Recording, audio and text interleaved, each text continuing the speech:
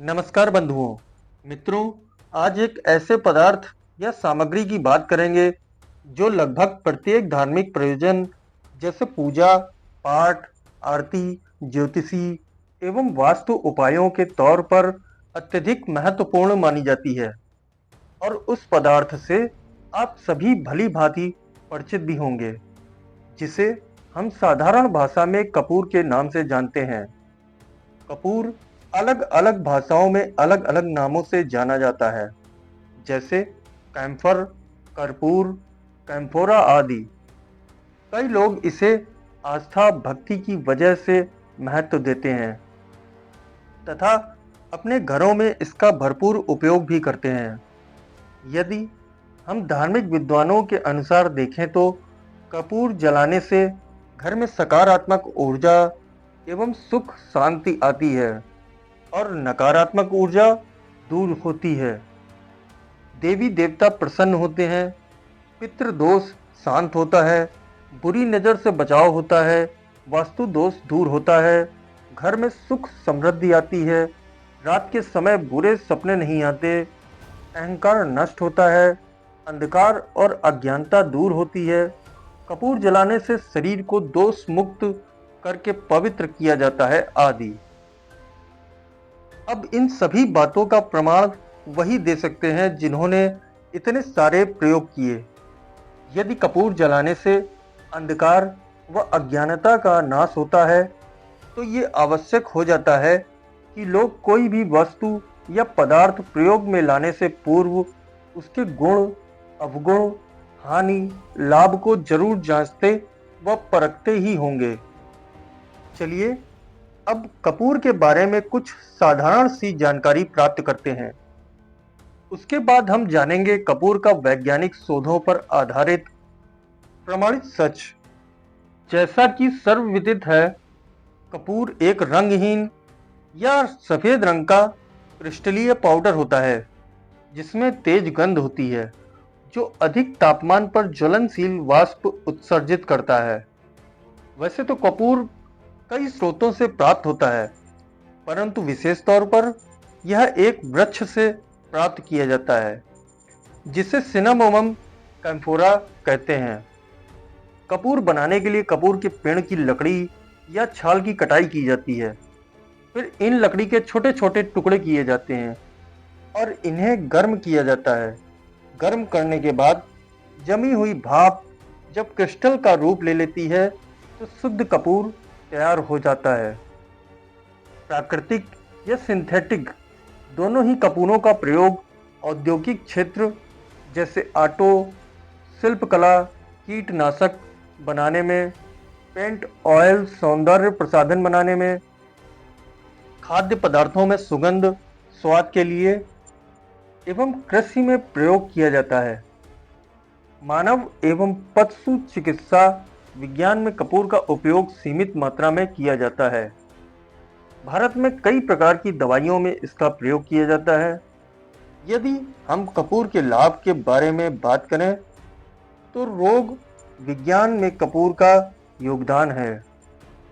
असल में कपूर का मुख्य प्रयोग रासायनिक अभिक्रियाओं में ही है, न कि किसी धार्मिक प्रयोजन में। कपूर का उपयोग त्वचा की खुजली को कम करने वाले और संक्रमण रोधी एजेंट के रूप में किया जाता है। मांसपेशियों या जोड़ों के मामूली दर्द से अस्थायी राहत लेने के लिए सहायक है। फोड़े, सिस्ट, बाल, दर्द, खुजली और जलन, सूखी त्वचा, कीड़े के काटने, मधुमक्खी के काटने, जहरीली ओक की जलन से होने वाले मामूली दर्द और पीड़ा से अस्थायी रूप से राहत देता है। अब यदि हम कपूर से होने वाले नुकसान की बात करें, तो सबसे मुख्य बिंदु यह है कि कपूर एक ज्वलनशील उत्तेजक, स्वास्थ्य के लिए हानिकारक क्रिस्टलीय ठोस है। यह एक प्रकार का न्यूरोटॉक्सिन है, जिसके सीधे संपर्क में आने से मस्तिष्क या परिधीय तंत्रिका तंत्र को क्षति हो सकती है। ये विषाक्त पदार्थ तंत्रिका तंत्र की गतिविधि को इस तरह से बदल सकता है कि तंत्रिकाएं बाधित हो सकती हैं या उन्हें मार सकती हैं। क्या आपको पता है कि कमरे में अधिक एवं एक पुनरावृत्ति से कपूर जलाने पर कमरे में ऑक्सीजन की मात्रा घटती है और कार्बन डाइऑक्साइड की मात्रा बढ़ जाती है, जिससे कमरे में बैठे लोगों को सांस लेने में कठिनाई हो सकती है तथा स्वास्थ्य पर बुरा प्रभाव पड़ सकता है। एक तरफ कपूर की एक सुनिश्चित व बहुत छोटी मात्रा मानव एवं पशु स्वास्थ्य के लिए लाभदायक है, वहीं दूसरी ओर कपूर का सेवन आंतरिक एवं बाह्य रूप से प्रयोग हानिकारक होता है। जब इसे निगला जाता है तो कपूर का विषैला प्रभाव तेजी से शुरू हो जाता है और कपूर युक्त तेल इसकी विषाक्तता के लिए सबसे अधिक जिम्मेदार उत्पाद है। एफडीए ने फैसला सुनाया कि कपूर युक्त तेल को संयुक्त राज्य अमेरिका में नहीं बेचा जा सकता है और किसी भी उत्पाद में 11% से अधिक सांद्रता नहीं होनी चाहिए। कुछ आंकड़ों के विश्लेषण के आधार पर यह सुझाव दिया गया कि 10 मिलीग्राम प्रति किलोग्राम से अधिक कपूर लेने वाले और कोई लक्षण न दिखने वाले रोगियों को किसी उपचार की आवश्यकता नहीं है। वयस्क 42 ग्राम तक के सेवन से बच गए हैं, लेकिन आमतौर पर 2 ग्राम से अधिक खुराक खतरनाक प्रभाव पैदा करती है। बच्चों में कपूर की घातक खुराक 0.7 से लेकर 1 ग्राम तक रहती है।